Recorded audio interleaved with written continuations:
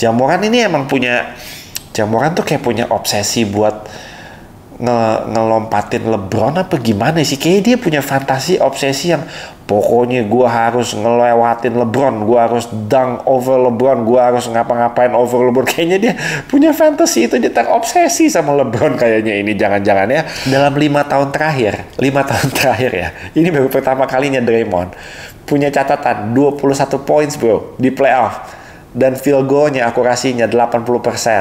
Masa lu mau sih udah capek-capek jadi seed 1, tapi nasib lu ditentukan di tangan Grayson Allen di position terakhir paling penting musim ini.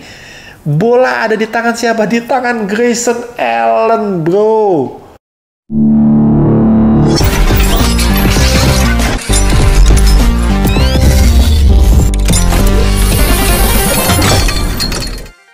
Ngobrol NBA episode 60. Sorry guys, ini udah malam banget ya, udah jam 9.48 gue baru bisa mulai recording episode 60.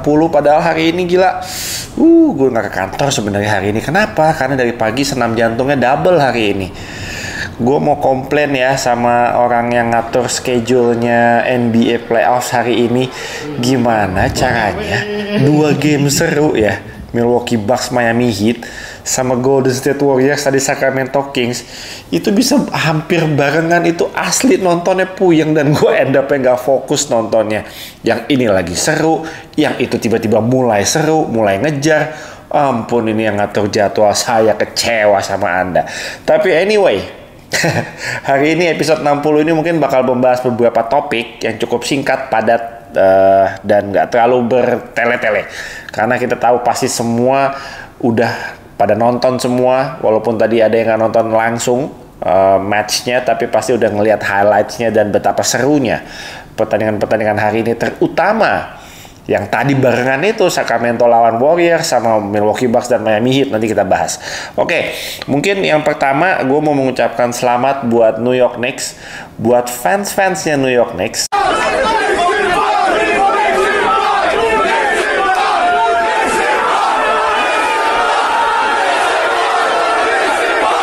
Gue tahu di Indonesia ada 1, 2, ada 4 yang gue kenal yang memang udah ngefans sama New York Knicks dari era 90-an, dari zamannya Patrick Ewing sampai ke Alan Houston, Latrell Sprewell, Larry Johnson, lalu sampai Carmelo Anthony, sekarang ke zamannya eranya Jalen Brunson, RJ Barrett, Julius Randle, dan lain-lain. Gue tahu ada yang diehard fansnya Knicks di Indonesia. Gue gak perlu sebut namanya, tapi gak banyak memang jumlahnya, tapi senang ngelihat fans-fansnya Knicks musim ini semangatnya ada lagi. Dan di 2 musim lalu ya, beberapa musim lalu yang mereka akhirnya kalah sama Trae Young di babak playoffs, kalah di first round, tapi akhirnya di musim ini bisa menang sangat-sangat meyakinkan 4-1 loh, ngalahin seed nomor 4 ya, Cleveland Cavaliers, dan tadi pun menangnya di kandangnya Cleveland Cavaliers gitu ya. Gue seneng banget bagaimana coach Tom Thibodeau musim ini benar-benar nggak terlalu keras kepala. Dalam artian mereka juga personilnya bagus-bagus musim ini.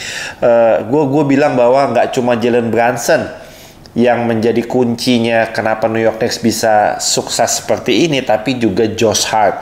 Di trade deadline kemarin menurut gue Josh Hart menjadi pemain the missing piece menurut gue. Missing piece, nggak cuma hasilnya, tapi dia menjadi seorang glue guy yang tidak dipunyai sama New York Knicks selama ini gitu. Jadi shout out buat all the coaching staff, all the management yang membuat moves yang akhirnya bisa membawa Knicks menjadi tim yang kembali diperhitungkan, dan akhirnya setelah 10 tahun terakhir akhirnya bisa kembali lolos ke babak semifinal wilayah timur. Wah gila, keren man. Gue mau mention beberapa nama yang pastinya sudah pasti. Jalen Brunson tadi, Josh Hart gue juga sudah mention, keren sekali mereka berdua. RJ Barrett menurut gue juga keren banget di series ini. Julius Randle mohon maaf agak masih kurang di series ini. Mudah-mudahan di series lawan Miami Heat nanti akan ada perbaikan. Tapi ada satu nama lagi yang gak boleh gue lupakan, dia adalah Mitchell Robinson. Gak banyak yang membicarakan tentang Mitchell Robinson karena menurut gue dia bertahun-tahun main buat New York Knicks. Dia lahirnya tahun 98, berarti umurnya 25 tahun ya musim ini. Selalu setiap musim ada aja cederanya, tapi di musim ini paling tidak dia bermain mungkin sekitar 50-60 games, dan di playoff ini impactnya sangat-sangat luar biasa. Dia mengalahkan dua big man-nya Cavs, Jarrett Allen sama Evan Mobley. Itu benar-benar di series ini kalah sama Mitchell Robinson. Di game tadi misalnya dia 13 points, 18 rebound, 11 offensive rebounds. Itu reboundnya dia sendiri aja ngalahin reboundnya Jarrett Allen sama Evan Mobley digabung itu. Jadi block shotsnya juga luar biasa, 2 blok, 3 blok, 4 blocks. Rata-ratanya musim ini memang 1,8 blocks per game, tapi di playoff ini, wah, dia menjadi rim protector yang luar biasa menurut gua. Gokil. Mitchell Robinson salah satu pemain yang impactnya dan perannya sangat penting di series ini sehingga bisa menang meyakinkan lawan Cavs 4-1. Lah, lalu Cavs gimana nih? Ya, Cavs ampun. Ya, selain Donovan Mitchell, menurut gua semua masih pada grogi ya. Big man-nya terutama I'm a bit disappointed dengan big man-nya Cleveland. Evan Mobley, Jarrett Allen. Gue agak kecewa dengan energinya mereka. Menurut gue nggak terlalu gimana. Gue tuh kadang suka mikir ya, pas lagi nonton Cavs lawan Knicks, gue tuh ngeliat pemain-pemainnya Cavs tuh yang ini mereka peduli nggak sih, mau menang nggak sih sebenarnya. Kadang suka timbul reaksi-reaksi seperti itu gitu. Berbeda dengan pemain-pemain Knicks yang menurut gue secara hustle, secara kesiapan, secara energi, secara chemistry, menurut gue mereka menunjukkan tim ini benar-benar sangat-sangat solid sejauh ini paling tidak ya. Jadi gue nggak tahu nih langkah kedepannya untuk Cavs seperti apa. I think bermain dengan 2 big man, menurut gue lebih baik maksimalin Evan Mobley main di posisi 5 mungkin. And menurut gue mereka butuh wing player yang lebih bagus. Menurut gue mungkin Jarrett Allen bisa ditukar sama wing player yang lebih bagus mungkin buat musim depan. Gue nggak tahu, mungkin itu jadi salah satu opsi buat mereka ya. Oke, mungkin segitu aja kalau membahas tentang series antara Knicks dan Cavs. Gua nggak terlalu banyak menonton secara full sebenarnya pertandingan di series itu, tapi secara highlights memang gue lihat Jalen Brunson sih gokil banget memang di series ini. Oke, sekarang kita lanjut ke yang mana nih? Lakers lawan Grizzlies. Oh, tadi menang Grizzlies. Gue tadi cuma nonton sekilas. Kuarter berapa tadi? Kuarter 3 ke kuarter 4 itu gue nonton. Di akhir kuarter 3 tuh Memphis itu kuncinya di situ tuh. Itu dia berapa tuh? 25 tuh run kalau nggak salah. Gila, runnya banyak sekali itu, dan akhirnya benar-benar udah Lakers mau comeback juga udah ngejar juga udah susah gitu. Jadi kuncinya di situ di akhir kuarter 3 sampai dengan awal kuarter 4 itu kunci buat Memphis di game ini. Tapi shout out buat buat Desmond Bane. Mereka berdua menjadi 2 pemain pertama dalam sejarah NBA yang bisa mencetak dua-duanya masing-masing 30 points lebih, 10 rebounds lebih, dan 5 assist lebih. Gokil. Dua-duanya hari ini benar-benar step up, terutama Ja Morant ya. Ja Morant ini emang Ja Morant tuh kayak punya obsesi buat ngelompatin LeBron apa gimana sih. Kayaknya dia punya fantasi, obsesi yang pokoknya gue harus ngelewatin LeBron, gue harus dunk over LeBron, gue harus ngapa-ngapain over LeBron. Kayaknya dia punya fantasi itu, dia terobsesi sama LeBron kayaknya ini, jangan-jangan ya. Tapi pemain lainnya kayak Jaren Jackson Jr. juga hari ini he had a big game, 18 points juga. Cuma 3 pemain Memphis itu doang yang skornya double digit, yang lain mah gak ada yang double digit. Tapi overall gue rasa kalau untuk gue mau komen sedikit tentang Lakers ya. Tadi gue membaca banyak sekali komen-komen di IG-nya Authentics yang fans-fansnya Lakers ketika tahu Lakers kalah ya kan, membicarakan tentang rotasi pemain yang sangat buruk yang dilakukan sama Darvin Ham. Akhirnya ke bawah-bawah sampai ke Coach Bud. Nanti kita bahas tentang Coach Budenholzer juga, karena Darvin Ham pernah jadi asistennya Coach Bud gitu. Jadi lulusan Milwaukee ini lagi banyak diomongin gak enak ini. Salah satunya Coach Darvin Ham yang menurut fans-fansnya Lakers tadi banyak gue baca komennya satu persatu kok. Tenang, semua yang komen di Instagram walaupun ratusan komennya gue tetap sebisa mungkin gue baca satu persatu. banyak yang mempertanyakan tentang rotasi big man-nya ya, big man-nya Lakers. Terutama satu pemain yang sering sekali namanya gue dengar, itu adalah Mo Bamba. Gue suka sekali sama Mo Bamba, dia bisa stretch, three point-nya bisa. Gue nggak tahu as a rim protector, menurut gue dia nggak terlalu jelek. As a pick and roll defender, menurut gue nggak jarang sih ngelihat gamenya Mo Bamba sebenarnya, karena Orlando Magic juga jarang sekali ditayangin di TV. Tapi skill setnya menurut gue nggak jelek, dan pasti ada alasan tertentu kenapa Lakers ngambil Mo Bamba juga di trade deadline kemarin. Jadi kenapa tidak dimanfaatkan? Mungkin itu yang jadi pertanyaan fans-fansnya Lakers. Kenapa kok lebih suka mainin Wenyen Gabriel? Kenapa lebih suka pasang 3 guard misalnya? Atau banyak sekali gue tadi melihat pertanyaan-pertanyaan fansnya Lakers. Gue yakin setiap pelatih punya perhitungan, punya strateginya masing-masing. Mungkin bukan strategi yang terbaik di mata kita. Apalagi kalau pertandingannya akhirnya Lakersnya kalah, itu pasti dipertanyakan lah. Rotasi-rotasi dan game plan yang disiapkan sama Darvin Ham itu pasti jadi ceceran fans gitu. Kalau menang sih jelas tidak ada masalah pastinya. Walaupun gue melihat bahwa momentum tetap ada di Lakers, karena di game ke-6 nanti akan dimainkan di Crypto. Kita tahu fans-fansnya pasti akan sangat beringas nanti di game ke-6. Dan yang gue menyayangkan di game tadi adalah Anthony Davis itu mainnya bagus. Sayang, Anthony Davis tadi mainnya 31 poin, 19 rebound. Menurut gue setiap kali Anthony Davis bisa main seperti itu, sangat disayangkan kalau Lakers tidak menang sebenarnya, karena kita nggak tahu apa yang akan terjadi sama Anthony Davis besok. Gue nggak mau berharap jelek, gue nggak mau mikir yang aneh-aneh, tapi setiap kali AD main bagus, harusnya sebisa mungkin Lakers menang. Jadi sayang banget tadi Lakers kalah. LeBron juga tadi off shooting night banget, off banget, dia 5 dari 17 kalau nggak salah. Jarang sekali gue melihat LeBron di playoff bisa punya akurasi tembakan di bawah 30%, tapi tadi terjadi 5 dari 17 tembakannya, banyak sekali yang meleset, dan it's just one of those nights yang ini hanya salah satu hari di mana kita melihat bahwa LeBron itu seperti pemain yang umurnya 38 tahun. Ya memang ada hari-hari yang umur gak bisa bohong lah. Ya hari ini kelihatan. Jadi mudah-mudahan di game ke-6 nanti gue nggak mau memprediksikan siapa yang bakal menang. Tapi sayang sekali Lakers membuat pemain-pemain seperti Ja Morant atau Luke Kennard atau Desmond Bane itu menjadi pede. Harusnya jangan bikin mereka jadi pede. Kalau Dillon Brooks sih tadi Dillon Brooks tadi syuting udah ngaco deh Dillon Brooks. Dillon Brooks ngaco banget. Jangan sampai bikin Ja Morant dan Desmond Bane jadi pede. Tapi Lakers sudah membiarkan itu terjadi, ya sudah nggak apa-apa. Desmond Bane di 2 game terakhir keren banget mainnya.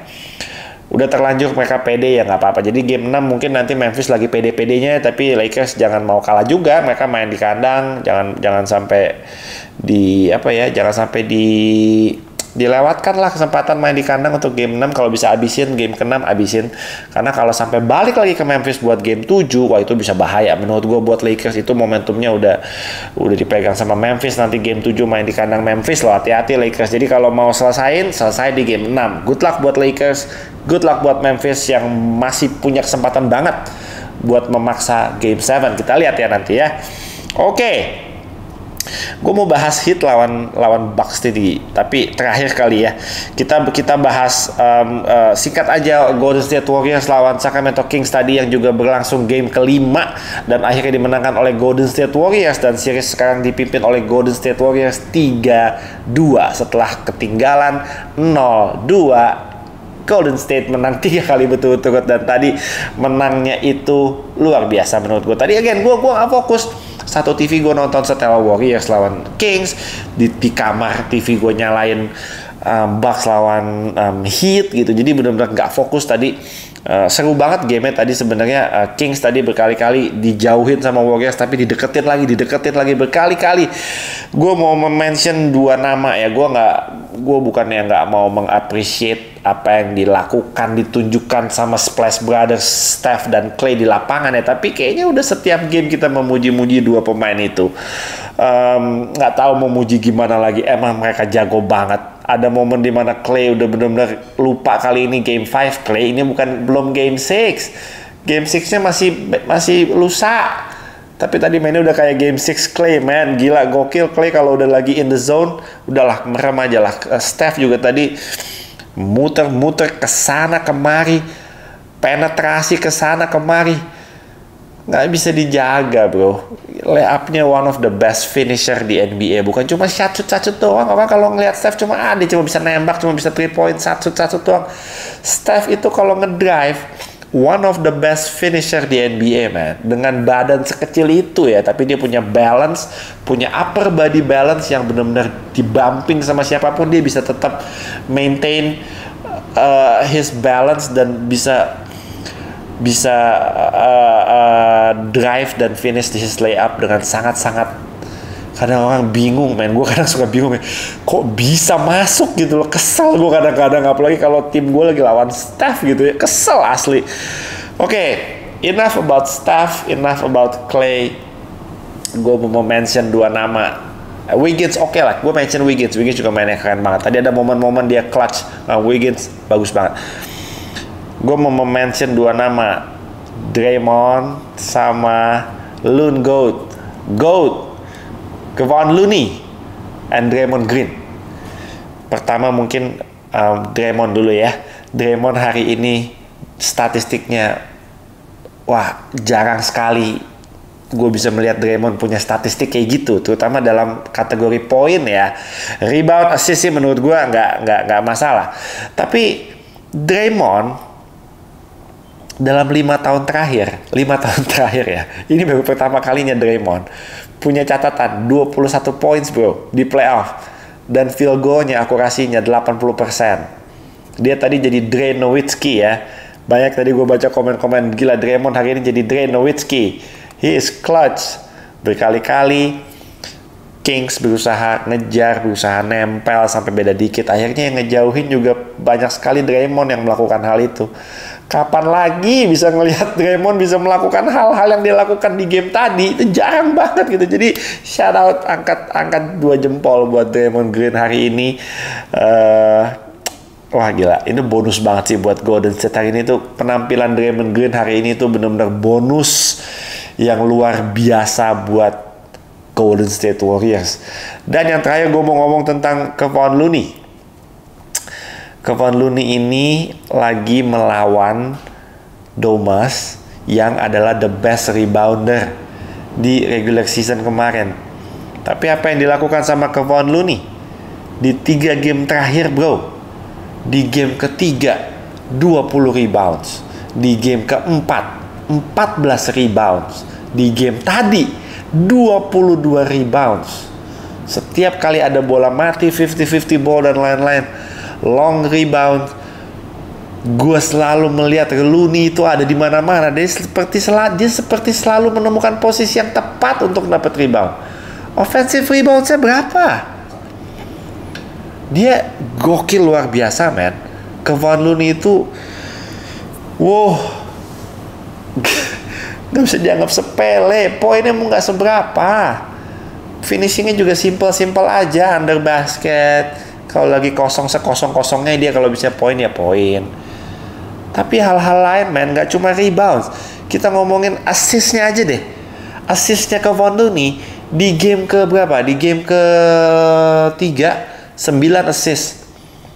9 assist ya. Di game keempat 6 assist. Di game tadi 7 assist. Udah kayak ngeliat Looney udah bisa jadi bermanuver dan menjadi Nikola Jokic KW, man. Udah menjadi Domas. Udah menjadi Domas gitu, bisa facilitate, bisa passingnya on point sekali. Kevon Looney itulah yang selalu gue bilang dari setiap tahun tentang Kevon Looney. Dia nggak perlu melakukan hal-hal yang ajaib dan flashy di lapangan. Just do his damn job. Apapun yang dia disuruh, diperintahkan, he did his job. Suruh rebound, ya rebound. Suruh jagain Domas, ya dia jagain si Domas. Suruh sekali-sekali bisa making plays, dia making plays. That's it. Kevon Looney, Loon Goat. Salut buat Kevon Looney, man. Gokil, man. Oke, terakhir ya. Tapi gue mau kasih appreciate juga deh, boleh ke Sacramento Kings ya. Tetap apapun nanti hasilnya, nanti misalnya mereka kalah di game ke-6 di Chase, gue tetap mengapresiasi semua yang mereka lakukan musim ini dan semua yang sudah mereka capai musim ini. De'Aaron Fox jago, bro. De'Aaron Fox jago asli. Paling tidak De'Aaron Fox sudah bisa bikin semua orang tuh sadar bahwa dia tuh jago lah. Ya, jadi mudah-mudahan apapun yang terjadi, salut buat semua yang sudah dicapai sama Sacramento Kings musim ini. Gue nggak bisa memprediksikan dan yakin pasti mereka akan kalah nanti di Chase. Apapun bisa terjadi, anything can happen. Gue berharap mereka siap mental karena mereka belum pernah ada di posisi seperti ini sebelumnya mungkin ya, di babak playoff terutama, dan it's an elimination game buat mereka nanti di game 6. Mudah-mudahan mentalnya siap karena kita tahu game 6 ada game 6 Clay, ada game 6 siapa lagi, banyak lah, game 6 Wiggins, semua bisa meledak nanti di game 6 karena mainnya juga di Chase. Jadi buat Sacramento Kings, pesan saya ini udah bukan masalah skill di game 6, ini masalah mental, ini masalah ketenangan menurut gue. Itu yang bakal berperan sangat penting kalau Sacramento mau survive dan mau bisa melanjutkan series ini balik ke Sacramento untuk game 7. Gue doain yang terbaik buat Sacramento. Pasti nggak akan gampang, tapi anything can happen. Cuma itu yang bisa gue sampaikan. Oke, yang terakhir, bro. Yang terakhir, man. Ini series yang gue dan mungkin berbagai pengamat di luar sana nggak pernah menyangka ini akan terjadi. Milwaukee Bucks bisa kalah 4-1 dari Miami Heat. Kalaupun kalah in a 7 game series, kalah 4-3, mungkin gua nggak kaget. Tapi 4-1 gentleman sweep dilakukan sama Miami Heat. Ini satu tugas yang mungkin agak mustahil, dan mungkin ketika Miami bilang bahwa we're gonna beat the Bucks in 5 games, mungkin itu bakal diketawain orang. itu mungkin cuma hayalan gitu ya, tapi it happened, itu benar-benar terjadi. Mereka bisa mewujudkan itu dan mereka mewujudkannya dengan cara yang sangat-sangat luar biasa. Jimmy Butler di 2 game terakhir dia nyetak 98 points total, bro. Kemarin 56 points, hari ini 42 points. And a crazy game tying bucket to force the game into overtime. Itu udah bener-bener, waduh, Miami Heat ini bener-bener Cinderella story sih musim ini. Gokil, tim yang bener-bener datang dari play-in. Posisi 8. Gue mau ngomong tentang game ini dan series ini in general sebenarnya banyak ya, cuma gue ini udah malam sekali, sekarang udah mau setengah 11. Kapan saya ngeditnya saya nggak tahu, mudah-mudahan ini ngeditnya cepet aja. Yang pertama adalah komen dari Erik Spoelstra ketika di sebelum masuk ke babak overtime, di mana Miami Heat mendapat kesempatan terakhir untuk bisa menyamakan kedudukan. Erik Spoelstra bilang bahwa di post game interview, dia bilang bahwa gue udah pengen ngedesain sebuah play bukan ke Jimmy Butler, gue mau desain ke pemain lain sebenarnya, tapi Jimmy Butler ngelihat gue dengan mata yang sangat serius, dia bilang gini, enggak, kasih bolanya ke gue, biar gimana pun caranya gue harus jadi orang terakhir yang nyetak poin buat tim ini, nggak ada play buat pemain lain, nggak ada, kasih ke gue bolanya. Itulah yang gue bilang bahwa Jimmy Butler itu kalau di playoff ya, he plays with heart, ya, he plays with heart, hustle, dan dia punya clutch gene, dia punya gen clutch. Jimmy Butler, man, luar biasa. Gue, mau dipuji gimana lagi? Udah benar-benar luar biasa dia mainnya. Nggak cuma Jimmy Butler yang luar biasa hari ini. Gue mau kasih apresiasi juga ke pemain-pemain mereka yang lain. Bam, I think made a big basket sebelum overtime tadi. Gabe Vincent 3 poinnya benar-benar wow, Gabe Vincent, siapa yang nyangka bro. Gila, Gabe Vincent hari ini juga clutch sekali. Tapi gue mau kasih apresiasi yang luar biasa juga buat Coach Spoelstra, Erik Spoelstra, yang sudah 2 kali ngerjain Coach Bud ya. Nggak cuma tahun ini, tapi di beberapa tahun sebelumnya. Dan Coach Spo ini gue selalu menganggap dia underrated best coach. Banyak yang bilang mungkin best coach terbaik di NBA adalah Steve Kerr atau siapa, tapi buat gue Coach Erik Spoelstra, dia ada di Miami Heat udah berapa belas tahun sih. Kenapa sih sampai selama itu Miami Heat nggak ganti-ganti pelatih, percaya sama satu orang ini? Ya ini membuktikan bahwa memang dia salah satu coach terbaik di NBA. Dan mungkin gue bisa bilang dia coach terbaik di NBA gitu loh. Gila men, bangga banget gue sama apa yang dia lakukan. Mungkin Coach Spoelstra, dan ada banyak sekali yang bilang di Instagram dan lain-lain, memang Miami Heat pengen ketemu sama Milwaukee Bucks. Pengen ngincar seed 8. Kalau emang itu bener kenyataannya seperti itu, ini bener-bener nantangin yang nggak main-main. Emang mereka tahu cara ngalahin Milwaukee Bucks seperti apa, dan mereka membuktikan itu gitu. Tapi gue gini ya, oke, enough about Miami Heat ya. Kita pasti harus bahas kenapa Milwaukee Bucks bisa seblunder ini gitu. Banyak hal ya. Biar bagaimanapun gue nggak mau menyalahkan person to person gitu ya, individu-individu tertentu, tapi tetap harus ada yang bertanggung jawab gitu ya. Yang pertama adalah pemain-pemain mereka yang hari ini mendapatkan total 45 kali kesempatan free throw dan hanya masuk 28. Giannis, kita tahu lah Giannis sudah improve free throw-nya, tapi di game tadi dia free throw-nya lagi-lagi crucial, fatal. Jrue Holiday fatal juga free throw-nya tadi. Itu kalau ngomongin pemain ya. Gue nggak melihat Milwaukee Bucks bisa berfungsi layaknya Milwaukee Bucks di regular season. Di series ini sama sekali tidak kelihatan chemistry-nya, bagaimana cara mereka memanfaatkan shooter-shooternya. Nggak ada yang mau nembak, shooter-shooternya nggak ada yang mau nembak. Ketakutan semua mau nembak, akhirnya ujung-ujungnya Giannis, ujung-ujungnya Chris Middleton. Salah siapa dong kalau kayak gitu? Siapa yang harus bertanggung jawab? Coach Bud. Gue tadi udah sempat ngepost di Instagram. Ada salah satu follower yang nanya apa yang harus dilakukan sama Milwaukee Bucks. Apakah pecat aja Coach Bud-nya atau gimana? Siapa pelatih yang cocok untuk menggantikan Coach Bud kalau nantinya Coach Bud dipecat gitu ya? Gue bilang Nick Nurse.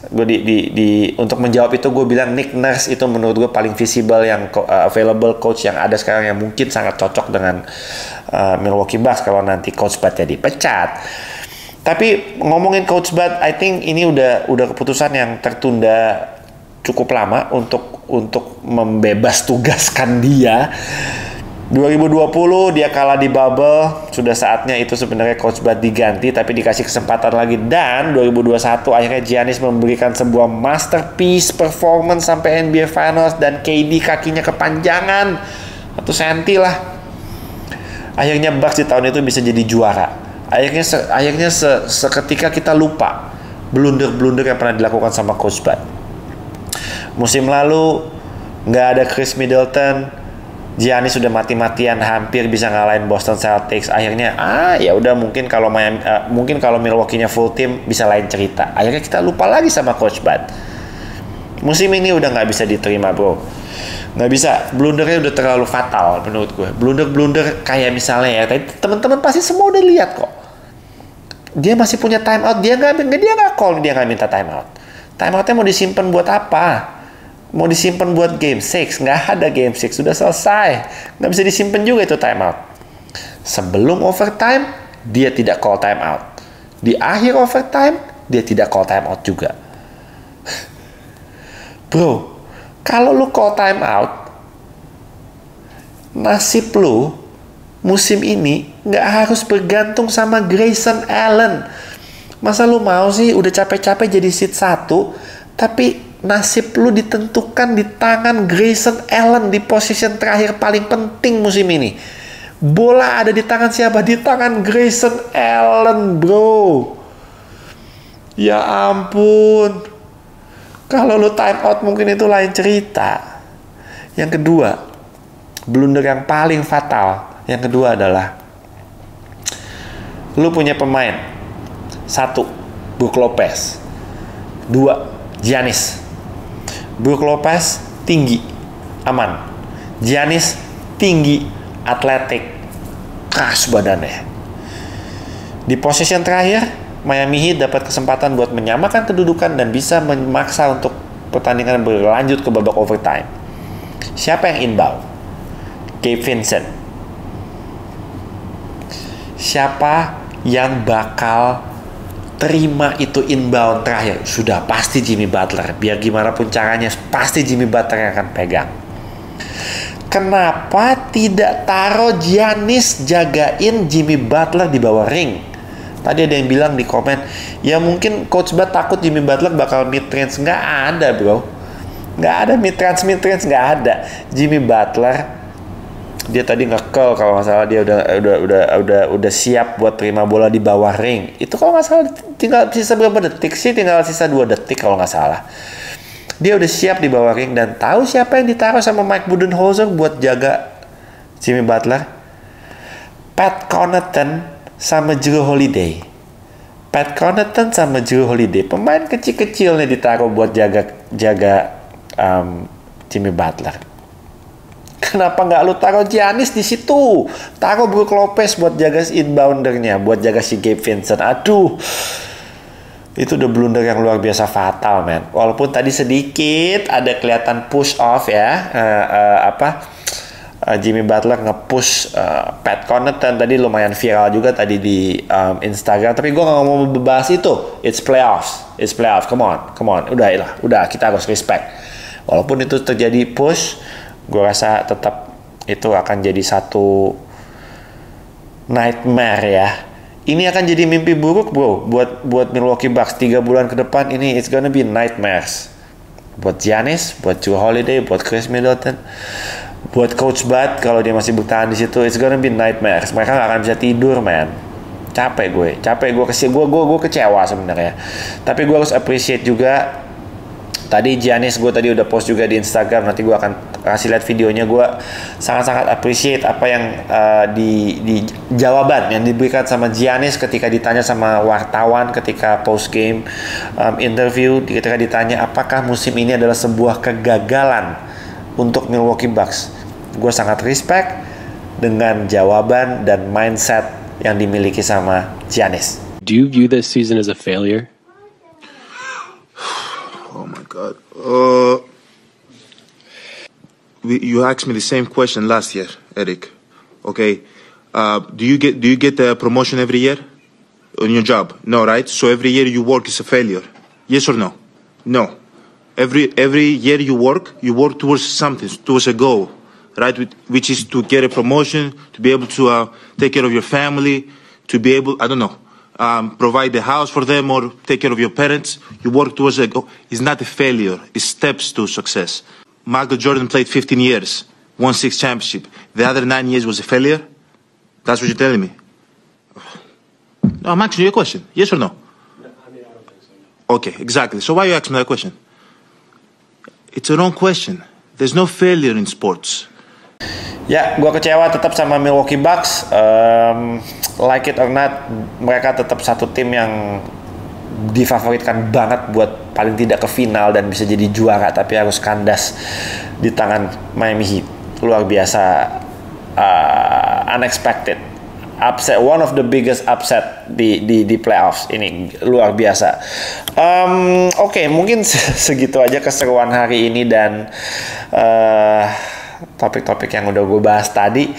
Tentunya nanti game ke-6 dan game ke-7 nanti untuk Sacramento dan Warriors. Kalau ada game ke-7 nanti itu gapnya kalau nggak salah back to back tuh ya, satu main hari Sabtu, satu lagi main hari Minggu. Kalau nggak salah ini gamenya udah makin nempel-nempel nih jadwalnya. Jadi gue rasa stamina dan kesiapan tim-tim ini benar-benar sangat-sangat sangat-sangat penting nih untuk game-game selanjutnya, untuk Lakers, Memphis, untuk Sacramento, untuk Golden State Warriors. Mudah-mudahan ya, good luck ya buat tim-tim yang masih seriesnya belum selesai. Kita lihatlah siapa yang lebih siap, siapa yang lebih tenang, siapa yang mentalnya lebih siap untuk menghadapi Game 6, dan kalau nanti ada Game 7 juga mudah-mudahan ada deh, gue pengen ada satu yang ada Game 7-nya, mudah-mudahan ya untuk seru-seruan aja. Oke guys, segitu aja episode ke-60. Jangan lupa tulis apapun unek-unek, komentar kalian, opini, pendapat, tidak ada yang benar, tidak ada yang salah, pastinya ini hanya pendapat dari kita masing-masing. Gas aja langsung di kolom komen. Thank you guys for watching, and I'll see you guys on the next episode. I'm out.